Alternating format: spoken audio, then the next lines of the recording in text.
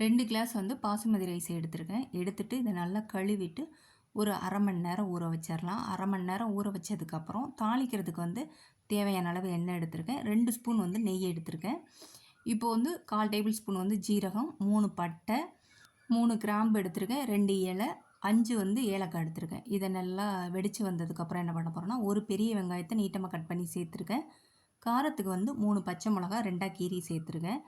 இப்போ முந்திரி பருப்பு வந்து 25 கிராம் இதில் சேர்த்துருக்கேன். இஞ்சி பூண்டு பேஸ்ட் வந்து ஒரு 1/4 டேபிள் ஸ்பூன் சேர்த்துருக்கேன். சேர்த்துட்டு நல்லா வதங்கினதுக்கப்புறம் 3 கிளாஸ் வந்து தண்ணி சேர்த்துருக்கேன். 1 கிளாஸ் வந்து காய்ச்சின பால் சேர்த்துருக்கேன். காய்ச்சின பால் 1 சேர்த்துருக்கேன். 3 கிளாஸ் வந்து தண்ணி சேர்த்துருக்கேன். எப்படின்னு பார்த்துக்கோங்க. அதுக்கப்புறம் நம்ம ஊற வச்சுருந்தோம்ல அரிசி, அதை இதில் சேர்த்துடலாம். சேர்த்துட்டு நல்லா மிக்ஸ் பண்ணிவிட்டு தேவையான அளவு உப்பு போட்டிருக்கேன். உப்பு போட்டதுக்கப்புறம் லாஸ்ட்டாக வந்து புதினாவும் கொத்தமல்லியும் சேர்த்துருக்கேன். சேர்த்துட்டு இப்போ வந்து ஸ்டவ்வை கம்மி பண்ணி வச்சுட்டு ஒரு மூடி வச்சு மூடிடலாம். கரெக்டாக ஒரு 20 நிமிஷம் ஆகணும். 20 நிமிஷம் ஆனதுக்கப்புறம் நம்ம இப்போ ஓப்பன் பண்ணி பார்க்கலாம். இப்போ எனக்கு 20 நிமிஷம் ஆயிடுச்சு. இப்போ ஓப்பன் பண்ணி பார்க்குறேன். நம்ம எடுத்து பார்க்கையில் சாதம் வந்து உதிரி உதிரியாக வரணும், உடஞ்சிருக்கக்கூடாது.